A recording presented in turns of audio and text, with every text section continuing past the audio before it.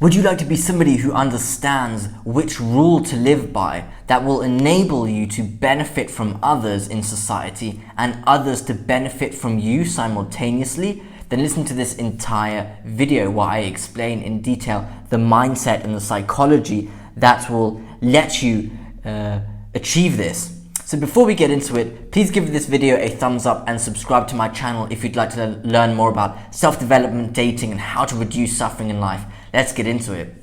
So people very often nowadays talk about well-being and equality in society, and they sort of set an aim of trying to achieve well-being and equality in society. And this is obviously a noble and altruistic objective. However, the question obviously arises, how would well-being, or what would well-being and equality look like? How would it manifest itself? Now, I think the objective looks like the following. A society of well-being and equality would look like a game in which everybody in society wants to participate and play.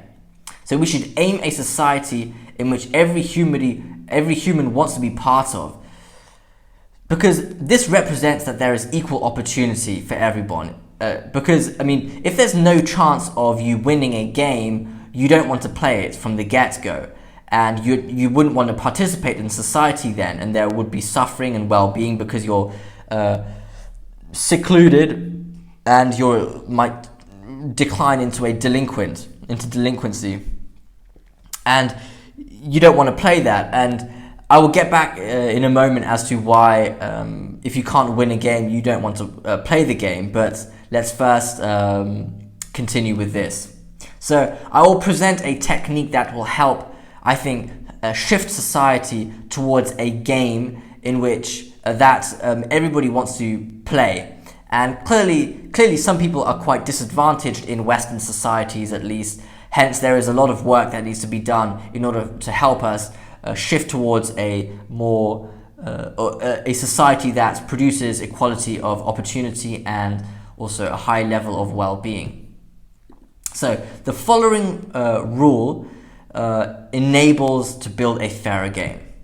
The rule is, you should treat people as if you were to sign a long-term contract with them. You should treat people as if you would need to trade with them for the rest of your life. Let me explain why. When you engage with people, whether it's socially or professionally, like business related, and you enter the engagement with a short-term mindset, you are more likely to behave in a suboptimal way.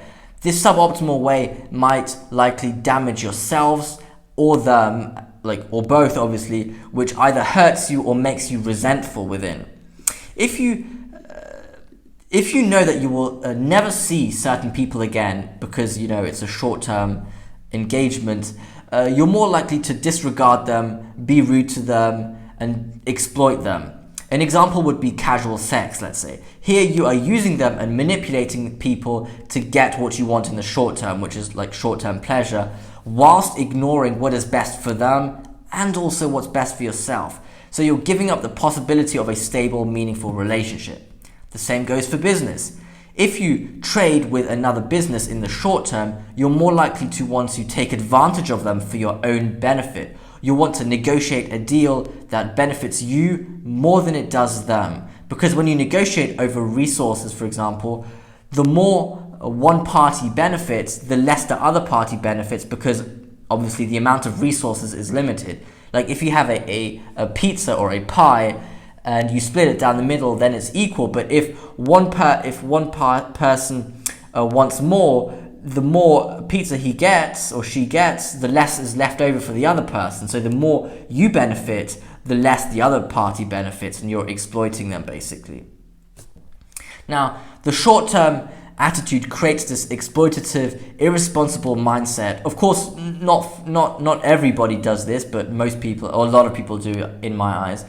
And this is because you feel like you won't need to bear the long-term consequences of your irresponsible, exploitative behavior. Your immediate consciousness will not have to witness the negative consequences of you using the other person or the other party. But the problem is that you make the other party suffer in order to get your own benefit. And this is not how you set up a game in which everybody wants to play. And here is why. So researchers did an example on rat behavior, and they put rats in a cage and let them play with each other, and they sort of play rough and tumble. They sort of fight with each other, but all in a playful manner. Now, if you take a big rat and a small rat, obviously the bigger rats will overpower the little rat.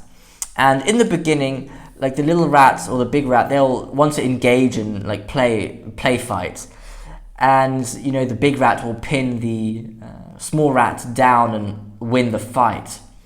And as time goes along, you know, the small rat will want to play again. But if the big rat wins every single time, because obviously it could, because it's of a bigger size, then the smaller rat won't want to engage in the game anymore. It won't want to play because it always loses.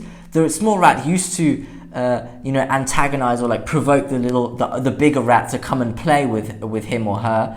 But if it knows it'll always lose, then it doesn't want to play anymore. And the big rat, I think if I remember correctly, needs to let the small rat win around at least 30% of the times, or 30% of the games of the fighting, in order for the small rat to want to play again. So it needs this sort of hope or this possibility of winning the game, or at least benefiting.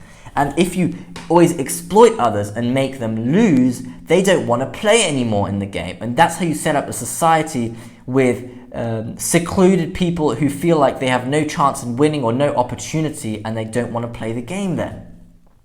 Hence, the rule is that you should behave yourself in a way that seems like you are engaging in a long-term contract, in a long-term relationship with people, whether it is socially or business related. This rule or attitude will make you engage with people whilst having the mindset of wanting to create an outcome that benefits both parties and is fairer and more equal. Then everyone will want to play the game because firstly they trust each other more, because they know, okay, this person isn't just trying to exploit me, and they know they can benefit themselves more likely because it's a fair game, and they actually have a shot of creating an advantageous outcome for themselves. So this is super, I think, important to adopt in life, this mindset of wanting to hold long-term relationships, because it prevents you from, first of all, being antisocial or unfriendly to people, because you think that, okay, well, I might actually have this person move in as my neighbor, and if they think I'm stupid, and they'll try to make my life difficult then, and not just obviously for yourself in a selfish way, but also you'd want to be friendly to other people because you don't like to be treated unfairly. So why would you do it to somebody else? And just this rule of engaging in a long-term contract means that their existence will be salient to your existence. So you'll see them, you'll interact with them. So if you exploit them, like, it'll come back at you, you know. You'll see the unwanted consequences, and it might haunt you, you know. Yeah, so in conclusion, we should try and set up a society in which everybody wants to play and everybody feels like they have a shot at benefiting from the game. And that is done by engaging in long-term contracts with people, because then you try to find solutions in life that benefit yourselves and the other person simultaneously. You try to search for win-win outcomes. And that is, I think, a key element which will set up a game, a fair game, or relatively fair game, in which everybody has a chance of winning. So I hope you enjoyed this video. Please give it a thumbs up and subscribe to my channel if you'd like to learn more about self-development, dating, and how to reduce suffering in life. Thank you for listening.